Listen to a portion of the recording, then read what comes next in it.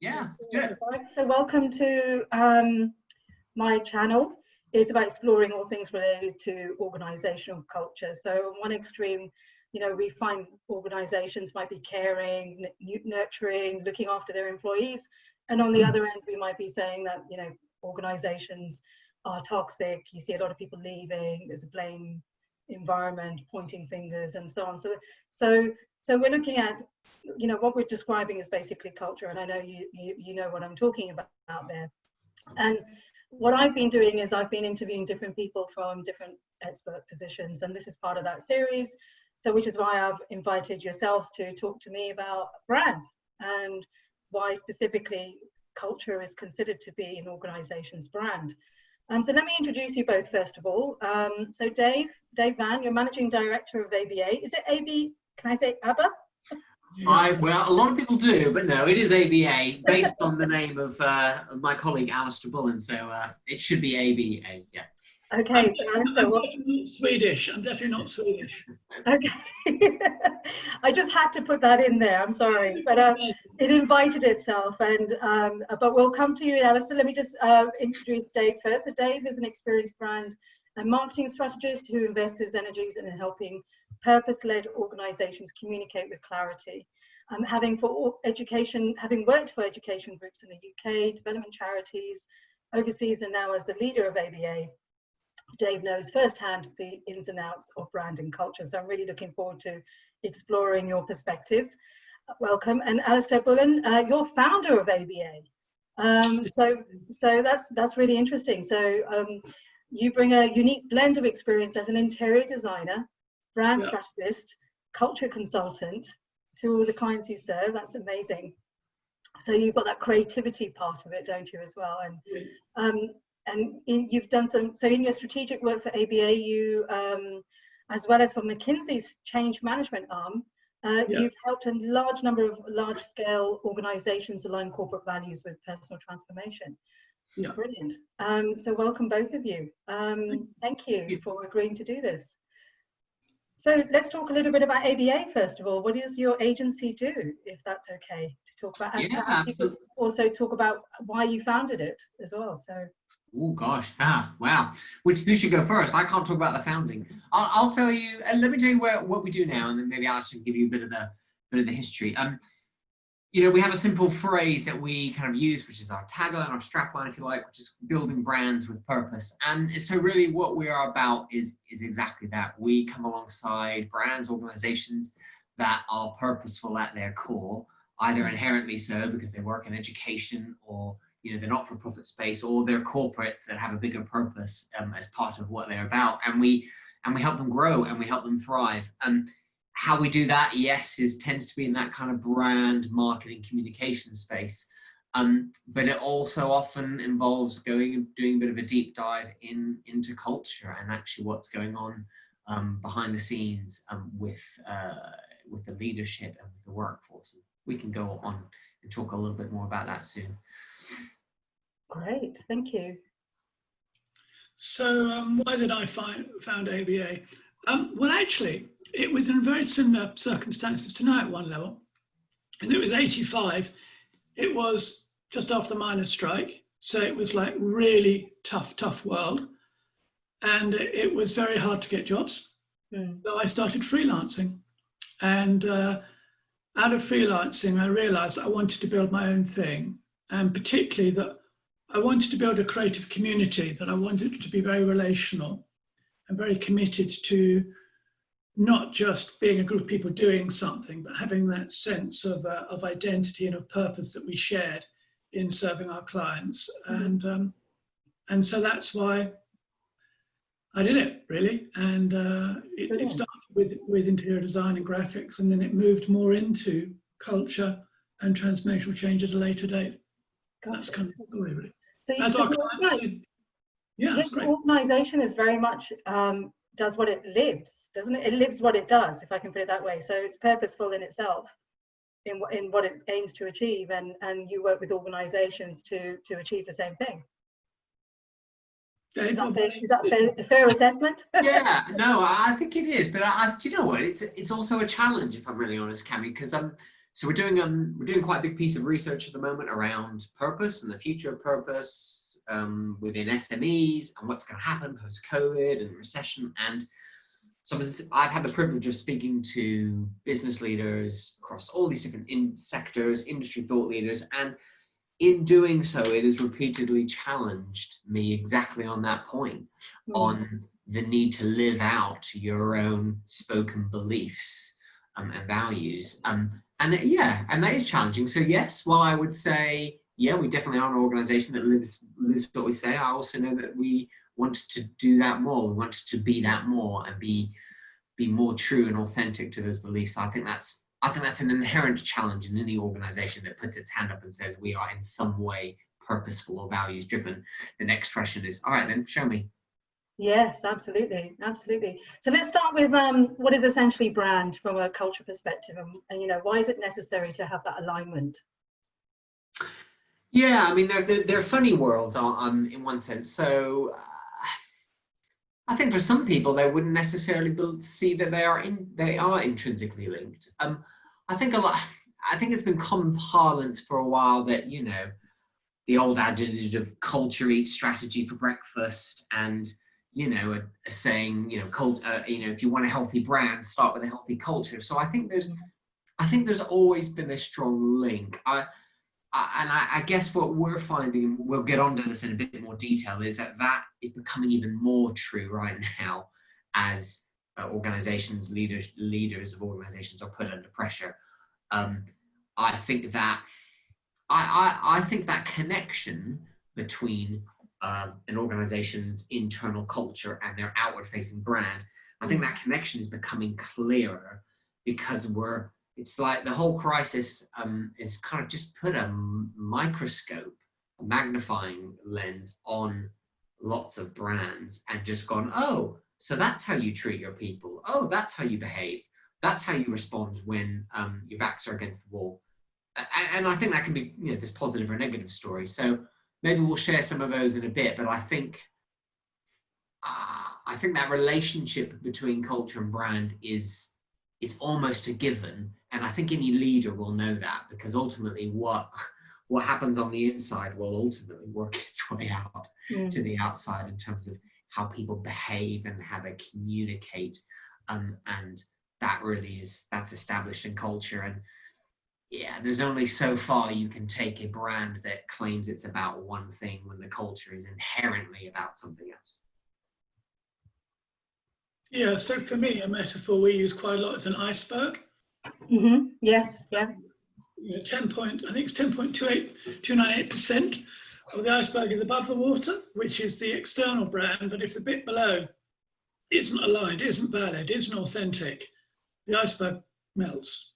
Yes. And brands are getting caught out because it's a whole public and private thing. It's the whole moral debate we have with politics and everything, isn't it? A kind of siloed value system. So you can be one thing in public, another thing in private. Well, actually, in this new world, you can't.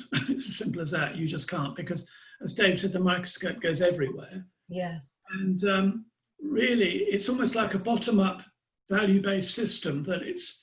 You're into kind of Maslow's, hierarchical needs kind of thing, those levels working through your organization. And out of all of that, then you move into a place that actually expresses externally what you really are about at the core of who you are. And when it's that way around and it's authentic, it's extremely powerful. When it's manufactured for show, it isn't. And, that's proven to be really highlighted, as Dave said, in the current culture. Yes, no, absolutely. It's really interesting you say that. I mean, even in my own experience, pre-COVID, pre-pandemic, I'd see examples of organizations in different sectors. They would work on their brand, but they wouldn't do any alignment work with their culture or their ways of working. So what is happening within the organization disconnects with how the organization is seen from outside, and that creates contradictions, as you know, and it creates difficulties and challenges. One of the statements I made, I think back in March, and I still stand by it, is that the pandemic is a real test of organizational culture. those organizations that survive will be remembered for how they treated their customers and their staff. And I still stand by this statement today, and even more so now with Black Lives Matter, because what I'm finding is that organizations perhaps don't really appreciate necessarily, leaders don't, there's still, let's put it this way, there's still hope that we can go back to pre-pandemic days, you know, the back to normal. There's still that conversation. I know you agree with me on that, so can we explore that a bit? What is your perspective on that? I mean, I think we're already talking in that area, aren't we? Yeah, no, I completely agree. I think I think because it hasn't been business as usual these last few months at all, it really has shown yes, it's put those brands under the spotlight of the microscope, and it essentially is forced, especially obviously large, large multinational brands with, mass consumer brands, but actually even smaller ones that we're involved with. There's a kind of, well, how are you responding? Well, what are you doing? How are you treating your employees? How are you treating your customers? So I agree completely with you, Cami. I think, well, history will tell how much we remember it, but I agree with you. I think right now we're almost seeing this kind of, essentially the metric that's been used a lot at the moment to judge brands by is the kind of the care metric. Are you caring? Right now, are you caring? Are you looking after the people, whether it's customers, employees in your domain, your responsibility? So straight away, we can sort of put some brands on either side of that, can't we? Let's be honest, brands like BA and Weatherspoons, they're not doing well because they are in a very public way, not making great calls around how they either treat their customers or their employees. Yes. Other brands are doing a fantastic job. There's education content providers who've made their stuff for free for parents who are teaching at home, brewers who've transformed their whole processes to make hand sanitizer. But Great Western hotel chain, won plaudits for opening up their empty spaces for nurses and doctors who are working, ridiculous hours. One of our clients is in the debt management space, and they basically made a very intentional decision right at the beginning that any customer who phoned them up and who were struggling to repay their debt, no queries, no qualms asked. Absolutely, they could stop, and for many of them, those debts were written off, and they just realized they had to have a unequivocal approach to looking after their customers. And I agree with you. I think it's just more visible now. It's all the stuff of culture. It's just kind of bubbling up to the surface. Yes. Oh, okay. Well, you furloughed your staff and given them 100% pay and have thrown loads of money at their looking after their well-being and mental health. And you've not furloughed everyone at 100%. You've taken the chance to lay off as many people as possible and have left them isolated on their own with their mental health suffering.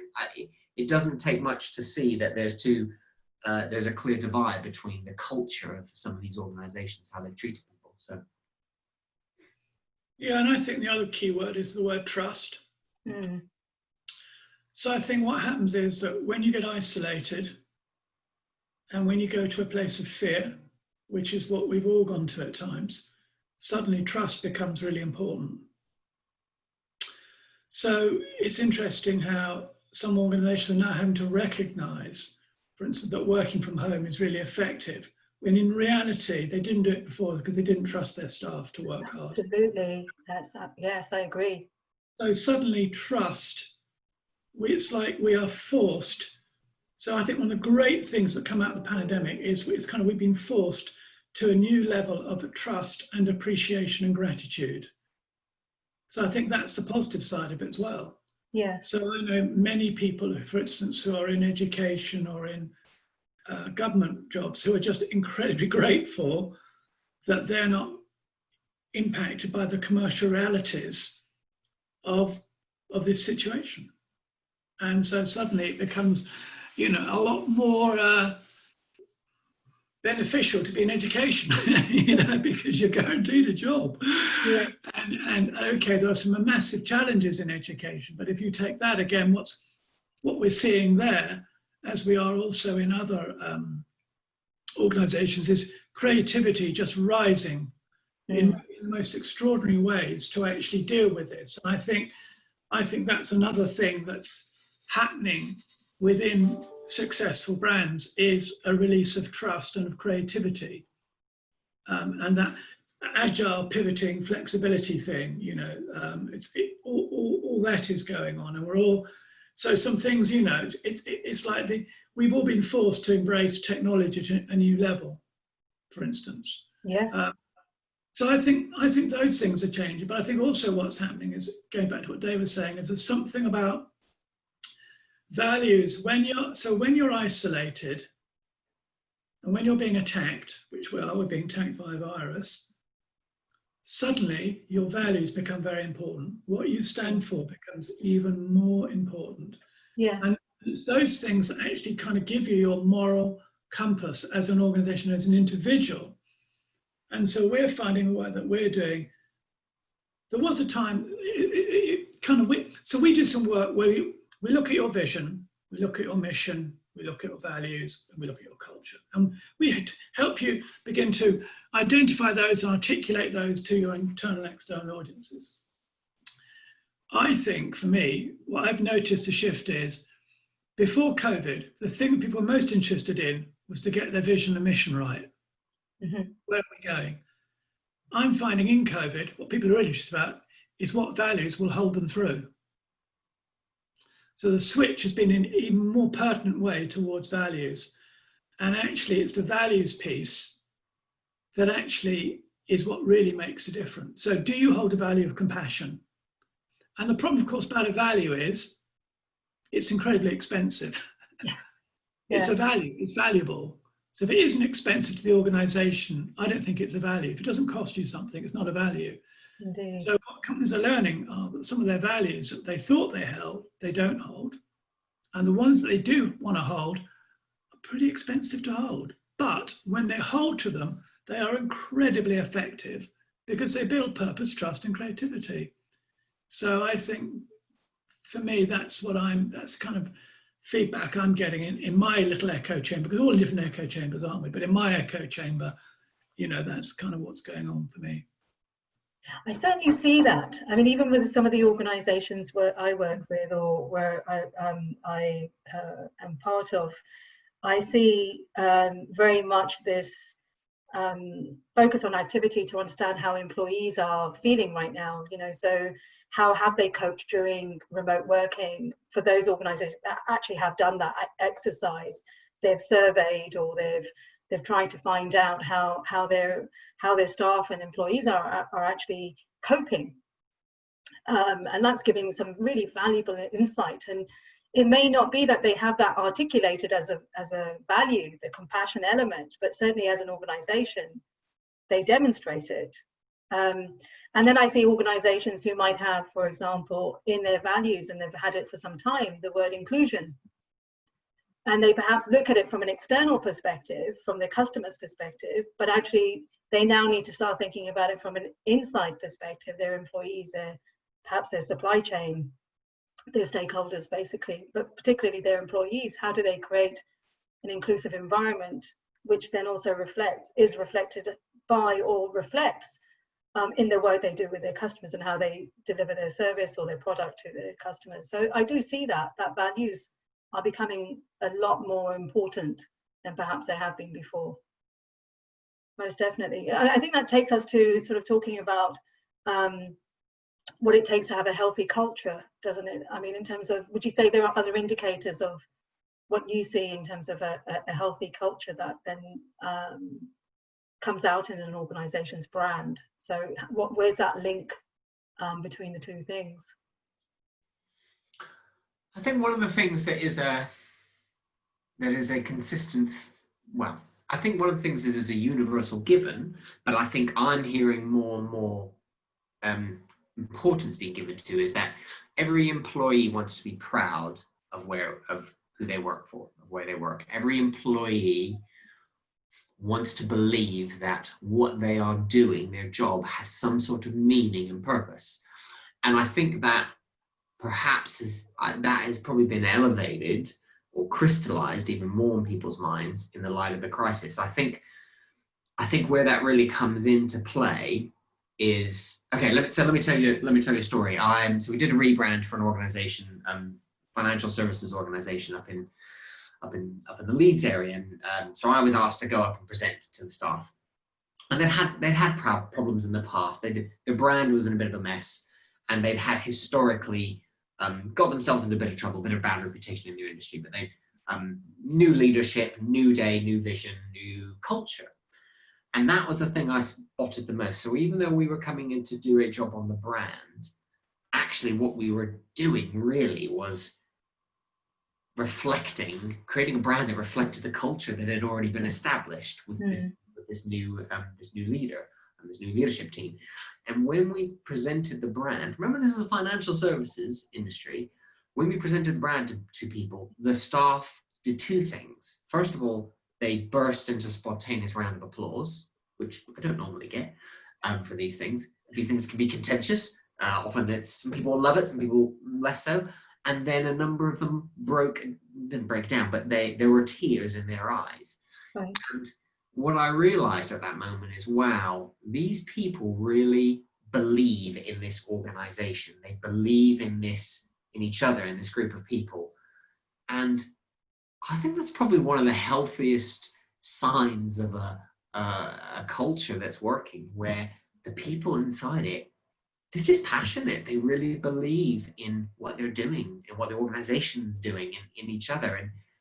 And you can't, that oozes out in the brand, the customer service, the way that they communicate, the way they do they interact with their stakeholders. You kind of can't stop that. It's a great thing. It's just it's about unleashing it. And I think that's when we see that within organizations, where we just go, the brand is going to be just fine because you can just tell the culture is healthy. Yes. And on the other extreme, do you have examples where you've worked with organizations where perhaps we've not had that alignment? Yeah. Go on, Alistair, you give the bad stories. Well, I don't want to give the bad stories, but I think what I would say is, for me, so I think Patrick Lencioni puts it really well so his definition of, so it's interesting, I was doing this workshop in New York, and I got slightly intimidated because I was doing a cultural workshop, and then I found, because you're an anthropologist, aren't you? I found out I had the professor of anthropology for Berkeley University there. So I was getting slightly nervous, really, as I put up my little deck about anthropology and culture. I put up this first definition of culture, and somebody went, "So Nick, is that a good explanation of culture?" He said, "No, not really. Very poor, actually." Oh, here we go. But he said, "But I'm not sure that's what we've asked Alistair to do." I put up the next one, which was Patrick Lencioni's, which is culture is about how you have to behave to get on around here. And he said, that is one of the most elegant statements about anthropology I've heard in a very long time. Gosh. All civilization is based around how you have to behave to survive and to flourish. Indeed. So in reality, we need to see companies that create a culture where people can not just survive, but flourish. As they flourish, they perform. And for that company and for the good of humanity and whatever values they're carrying. And for me, the two key measures that I'm always personally looking for, you asked about, how do you, early on you asked about, how can you tell, is first thing is leadership. It's the quality of leadership that runs through the organization, whether there is a clarity around the vision and the mission, and whether people walk the talk of their values. And secondly, it is the building of character within individuals. So we work with a tool that looks at how you build character. So how do you behave above the line? How do you behave in a way that carries humility and love, and not behave in pride and fear? Yes. So organizations that are driven by pride and fear are dreadful places to work in. Organizations that are driven by love and humility are great places to work in. And love's a dangerous word, I'm aware of that. But for me, that's what I notice. So when people are scared of the boss, or they can't speak their truth, what happens? They go to striving, or they go to avoiding, they don't deliver, or they go to competitive at the expense of others. And that doesn't build a good culture. So for me, that's kind of, if you ask, how do I signpost, or what am I looking for organizations? That's what I'm looking for. And I'm looking for that to start with the leadership, to be modeled by the leadership, and to be led throughout the organization, not up, down, notice, throughout. Yes, yes. Across. So one of the things that, for instance, little story. So when you join ABA, so when I was in Dave's role, sort of hiring people and stuff, which I don't do now because he does that. There's a thing I used to do. I used to sit people down and I said, look, if you want to understand ABA, there's something I want to tell you a story. The lady that does the cleaning here, her name is Teresa. Teresa actually also cleans my house. Teresa actually also comes to our house on Christmas Eve and has sherry with us, and we all dish out presents to one another. Teresa is my friend. I expect you to treat Teresa with as much respect, courtesy, and appreciation as you do me. The only difference is she does the cleaning, I run the company. That's it, and that's the rule. That is the rule here. Yes. So we expect, and we don't do backbiting, and we don't do private conversations. So I just laid out some really simple behavioural rules, how you behave. And then we just quietly call it and help people, not by telling off, but by metaphorically, or if it's appropriate, physically, putting an arm around them and helping them say, look, come on, this isn't our values. This is not a value of humility. It's not a value of care. You know, you're striving here and you know, you're becoming competitive with your fellow team members. That's not what works here. You know, so it's about those things. It sounds to me, I mean, what you've described is your organization being one of respect and integrity, and that actually everyone does have a level playing field. It doesn't matter what the role you're doing, you equally respect each other. Yeah. And in setting those standards of behavior right from the beginning, I think that's really important. And we don't often see that in recruitment processes and induction. You know, you made a very interesting point, because I think personally, so what we do with a lot of our clients is we say, you need to understand, you should be sharing these values at your first recruitment meeting to explain, if you want to get on around here, and use the Lencioni quote, this is how we expect you to turn up. And actually, as you're interviewing them, if you know that, let's just say you know that your value is compassion, as you're interviewing that person, is that person holding compassion? Because if they don't, probably won't be a great fit in your organization. Sure, yes. Somewhere better for them to go and be, for them to thrive somewhere else. So your values should actually drive your interview process, not just your KPIs and all that. It should be right from the very beginning. I agree completely. I think sometimes values are at risk of being a tick box exercise rather than actually something that creates meaningful conversation between individuals. And I think there's a complete opportunity there to turn things around now. I mean, there's always been that opportunity, but I think that it's as you say, it's more visible now. Absolutely. So I think what you're describing is it's not just about it's the big picture stuff, isn't it? It's not just about the detail of how we work in the organization. It's the being strategic. It's the big picture. Does that resonate? I think that's how you see things. Yeah, definitely. And I think for us, you know, we know that there is power in communication, you know, and I think that's what we find is we can come into an organization where the leadership team is fantastic. There is a lot about the culture and the actual day-to-day values as they're lived out, which is great, but there's just an inability to articulate those or to put them in a way for those who are perhaps coming from the outside in, for them to go, as Alistair said, what is it about this place? What's the DNA? What do I need to do to get on around here? And I think that's where often the challenge is actually, for leaders in particular in organizations where there may be good stuff happening underneath the surface, but they're still talking about integrity and transparency and words or ideas that have lost their resonance within, for most people, because they have become overused or even abused, and therefore just don't say anything. And then organizations have to rely on someone coming in and 3 months later going, oh, I get it now, I get what this place is about.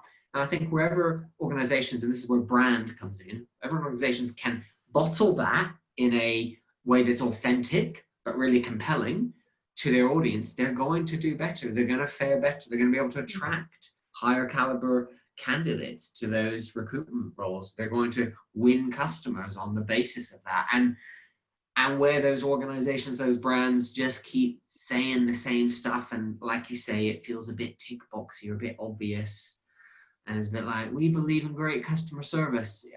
Yeah, doesn't every brand that has customers? And getting outside of those, the trap or the limitation of language and communication, creativity, as Alice just said, for us, we know is often what clients really value and can really make a big difference.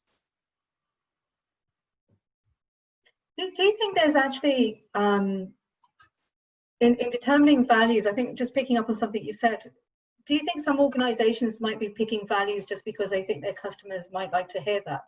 Oh, 100%. I mean, if I'm honest, I don't know what you think, Alistair. That's probably a lot of organizations' starting point. So we need to have something in there about, insert bracket, obvious word. Yes.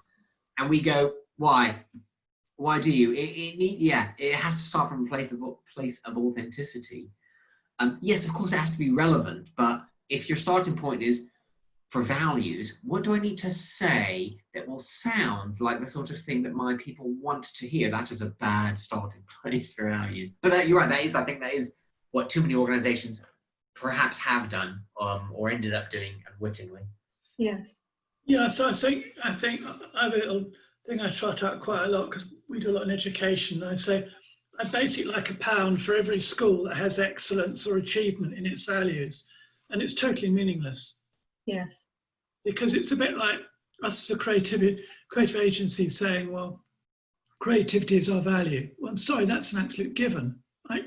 Or a doctor saying care is a value. Well, yeah, and so it's when those values have been fought for. Yes. That's what makes them valuable, when you have to fight for them, when it costs you something, so let's give you an example. One of the schools we work with, so we did this values exercise and ended up with a field around bravery. We kind of create these values territories that we start to look at in a workshop format. And we got to bravery. And they said, yeah, bravery feels like the right word. So what's bravery really about? We began to explore that. And then we said to them, well, let's put the word unusual in front of it. Unusual bravery. And all of a sudden it becomes alive and it defines much more, because we're all brave at times, aren't we? We all are. Yes. It's when you're brave, when people don't expect you to be brave, that's when it counts. Yes. And so suddenly putting the word unusual in front of it, it gives you a sense, an imperative, and it gives you a sense of urgency. And also it begins to make you think that when you're in a challenging situation, oh, this is unusual. We often use that language, don't we? Oh, this is a bit unusual at the moment. We don't usually have COVID, but then let's be unusually brave. Mm-hmm. So for me, it's also about, as Dave is saying, using creativity to make sure that these values don't just stay as a vinyl text on a wall on the side of a minibus, but they actually are alive. And they're worked with, and they're discussed, and they're played with, and they're crafted, and they're embedded. And it's about those things. I like that. I like that a lot. And, you know, again, one of the things I've been known to say is, you know, values are only aspirational until you can demonstrate they're lived. And I like the way you've described that whole play, you know, the way organizations play with their values and actually create that interaction with that value and in a meaningful way. Definitely. And I think that's the next stage for organizations is really then thinking, in my experience, is how they then translate that into their systems, their processes, their activities, and help the environment be as conducive as possible for employees to engage with those values. So there's minimal conflicts. I think you can always get conflicts, but you want to minimize those where values conflict with behaviors because the processes or systems don't enable them. So that's really, really interesting. Yeah, and actually just to pick up on Alistair's point, that the organization that you referenced around the be unusually brave is one of the values. So we recently caught up with them, and the leader, the CEO, made a strong point of going, basically saying the impact that having clearly stated meaningful values that were true and being lived out, the impact that had on the organization when it all hit the fan, you know, at the start of COVID was massive. And essentially said it allowed the organization to rally around, everyone was able to rally around what really mattered because they'd already been living out those values and they've been communicating consistently. So there was a kind of common understanding when suddenly everyone was thrown into working remotely and all the systems went up in arms and the whole core essence of what they're about, delivering education to students, was essentially, you know, abandoned overnight. But because they had those values, it helped keep a sense of unity amongst quite a diverse team as they then navigated through all the chaos and the crisis. And I think that's very key. And again, that's where the power of clear, well articulated, meaningful values that have also got a level of depth, like you said, Cammy, they've gone into the processes, the systems in some way. That's the power of them. Yeah, and I think it's about identifying, you know, you asked a question earlier on about identity, I was just really reflecting upon about, I mean, in your work, Cammy, what you do is you help identify culture and identify kind of what's going on in a system. And this same client, the CEO, who is a remarkable leader, he's a fantastic guy. And I mean, they've got 32,000 children in their schools, so it's a big organization, 11,000 leaders. And when he took the organization on, it was in chaos. It was lots of schools and special measures, and it was nearly bankrupt. After massive government funding. It was an absolute disaster. And I remember we had this first session where we helped them with their vision and mission and this big thought that they might run with, which was about children living a remarkable life. And that became the thought that held everything together and that everybody understood that suddenly remarkable was the benchmark. Average wasn't okay. You know? Yes. But probably the most powerful conversation the conversation I learned the most from Julian was when one day I said, "Come on, let's go out for coffee together," you know, because I want to say thank you, and also I want to pick your brain because your brain's pretty extensive. This guy's kind of ex-Harvard, ex-Cambridge, you know, brain the size of a planet paper sort of guy, but wonderful man. And I said, Julian, really simple question. What's the one thing you really did to turn this organization? And he went, that's such an Alistair question. He said, that's why I love working with you. You go straight to it, don't you? Okay. He sat back in his chair and then he just said, I just put care at the top of the agenda. And I started with the staff, not the children. Mm. Really interesting. So I started with the providers. I made sure they were cared for because he said, I knew that if they weren't cared for, they couldn't care the children. Absolutely. Beautiful. Yeah. What a beautiful picture that is. And he said, really, what I've tried to do. And he said, well, I've just realized something. Everything that you've given me around values, mission, your big remarkable lives idea, I've just realized that I've been putting it through this filter of, does it stand for care? Hmm. If it doesn't stand for care, it's not going to work. Yes.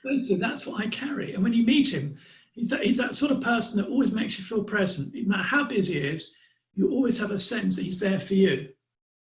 Do you know what I mean? And I think Yes. we could talk about all sorts of things, but actually it comes down to how we treat one another. It comes to how we behave. Yeah, I mean that sounds like a compassionate leader, really. As Exactly. something. So leaders do absolutely influence their organizational culture. We know that for Yeah. that's We absolutely won't work in cultural organisations unless we are working with the key gatekeeper or the key owner, whether it's a division or CEO, because trying to push that up from bottom down just doesn't work. So if it's in a school, it has to be the head teacher. If it's an organisation, it has to be the head of that division, or has to be somebody that has ultimate authority to really push these things through, that has genuine authority. And we've discovered with Brand, that's one of the first points we talk about. If you can't work at the senior table, the C-suite table, it's not going to happen. Yes, it's definitely got to start at that level. I agree. I absolutely agree. There's a couple of things I wrote down that I just wanted to share with you and sort of understand your thoughts around.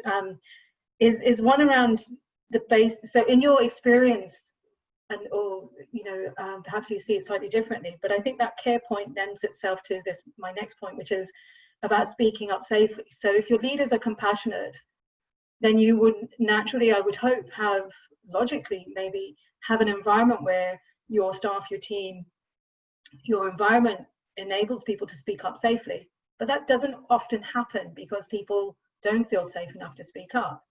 But I do think that's a really important part of an organization culture, because that lends itself from what we mentioned earlier about inclusion, but also about high performance in teams and how teams perform, where innovation happens, where ideas are shared. Do you find that as an indicator? Do your leaders think about the importance of their team and their staff being engaged in the exercise of improving their culture, or when we're talking about it from an alignment point of view? So I've just come off a workshop. So we've just done a Zoom workshop for a brand project for a new client of ours. They're a tech company with quite a niche product. Only been going a few years, and so the brand workshop, that was kickoff workshop, 2 hours. The person whose voice I heard the least was the CEO, and that was a good sign. Yes. And Alistair, you've probably got even more experience in this than me, but we've been there when we have those sessions, and actually I can think of, yes, I have been there. We've been there when we have those sessions, and we're like, how do we get the other people in the room to tell us what they're really thinking without it being either filtered through or trampled on by the leader? Yes. And that's a very different culture and a very different starting point to a project than the one that I've just described with the client earlier this morning. Yes, I agree. A great story when I was working with Abakim, which is this part of McKinsey, whereby one of their biggest clients is Aon, and they've tried to push through all these various management changes through it. And there was a video that was made by the chairman or the CEO, I can't remember which, anyway, the head honcho guy. And he started off by apologizing and saying, you're probably a bit tired of another change program, because the reality is we've had a number and they haven't really worked very well and they haven't been really followed through. And you need to know that is my responsibility and I take responsibility for that. And that's how he started. I mean, you could have had a pin drop in the room, And then he said, but all I want to say to you is this one is going to be different. And here are the ways it's going to be different. And here is how I am personally going to be involved. This is my personal commitment to this program. Well, boy, does that set a temperature. Of course it does, yes. And so it's,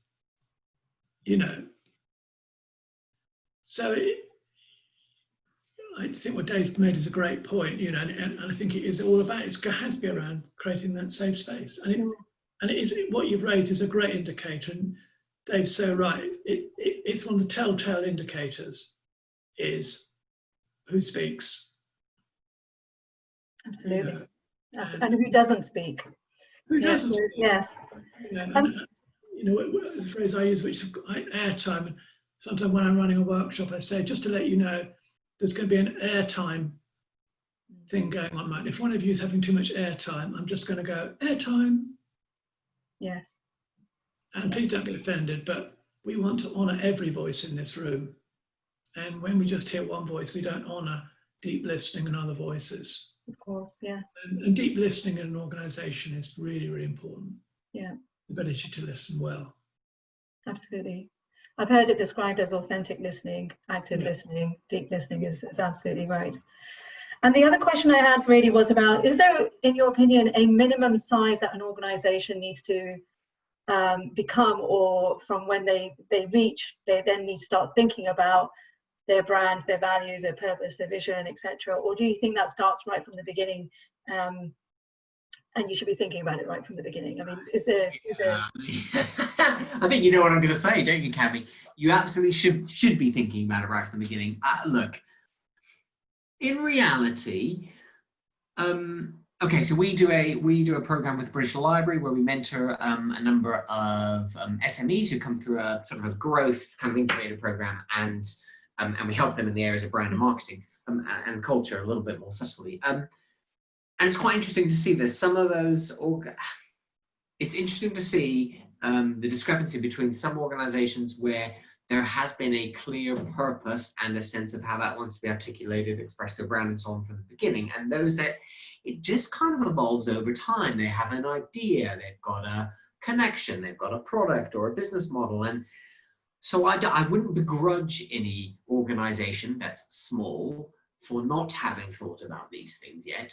But yeah, absolutely. There's only so long you can bumble along and without unintentionally before you lose your way. And I think that's what's really important about defining things like organizational purpose, why you exist, what it is you are here to do, and brand, how you want to be perceived by your audience, how you want to position yourself in your market. Because if you are not intentional about those things, you can find yourself unintentionally drifting away from that goal.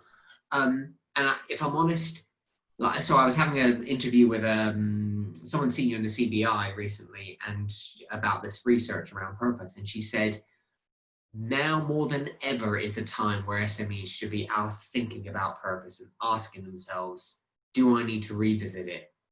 Is the purpose that I have had so far right? This is, I mean, more than, and brand as well. So much has changed, so much is up in the air. I think every organization, probably of any size, should stop and ask themselves those questions. Why am I here? What is the purpose? And how do I want to present it to my audience, my world? I mean, it matters probably now more than ever because of so much that's happened in the last few months. I think that completely aligns with that. Yeah. Sorry, Alistair. No, I was going to say, for me, it's the illustration of building comes to mind, which is you when you're laying foundations, it's different work to when you put the walls up and when you put the roof on. But at each stage, you need your brand and you need to be looking at those things. But you need to recognize the context of what you're doing. So right at the very beginning, when you don't employ a lot of people, you're not going to spend a lot of time on employer brand because you don't employ anybody.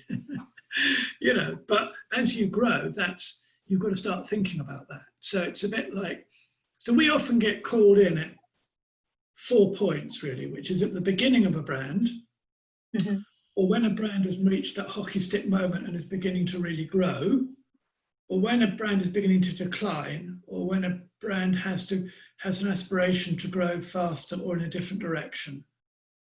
So there are kind of what I call crunch points in organizations.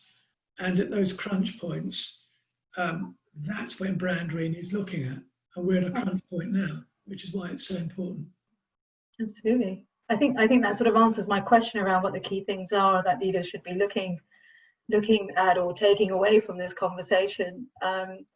Is there anything else you'd like to add to that? I think we're probably drawing to a close in a minute. So any final thoughts? Yeah, I think I've these aren't my own thoughts. I'm reading a book which is by a sort of purpose-driven marketer and it's very simple. And he says every organization that it considers itself to be purposeful needs to be asking these two questions. What do I want to be known for? What am I known for? And they need to have a long, hard look at the gap in between. And I think that's absolutely right. You know, yes, brand, ask yourself the question, what do you want to be known for? What is it, the reputation that you want to have, the position you want to stake out in the market? But then look on the inside and ask, and it has to be asking people who, you know, not just yourself, but people who interact with you, with the brand, well, what am I known for? If you're saying, going back to Alistair's point, if you're saying you want to be known for care and compassion, but when you ask the honest question, you allow space for the answer to come back going, competitiveness and, you know, winner takes all mentality, wow, that's a big gap. And I think those two questions are a great starting point to open up an important dialogue. Sure. I don't want to add to that because I don't want to detract from it. I think it's such a great point. It's really good. Okay, thank you. And where can people find you? I will put detail down in the description for this video. So, but just to share with people right now, where might they find you if they want to reach out? Yeah, I mean, we're online. So ABA Design, Google ABA Design, and you'll find us, you know, in a physical sense, we're in the Thames Valley. So obviously if people want to connect when it's safe, right, then always good to get in front of people or, yeah, have a connection via Zoom. So. Brilliant. And I see you're both on LinkedIn, so if anyone wants to reach out via that platform. Yeah, thanks, Cammy. Yes, good spot. LinkedIn is also a good way. And I just want to check one final thing, if I may, Dave, very specifically. I liked your post this morning on LinkedIn, so can we confirm you're actually wearing trousers? I can confirm I'm wearing trousers without showing you that I am. You're just going to have to. Fine, that's absolutely fine. We need evidence. I should probably say that I'm only picking up on what other people have told me they sometimes done on Zoom calls. I always wear trousers. Of course, of course. And on that note, again, just thank you so much for your time. And I wish you both a very good rest of the day and weekend when you get to it. Great. Thank you much indeed. Thanks, Cammy. Cheers. Thank you. Bye. Thank you. Bye.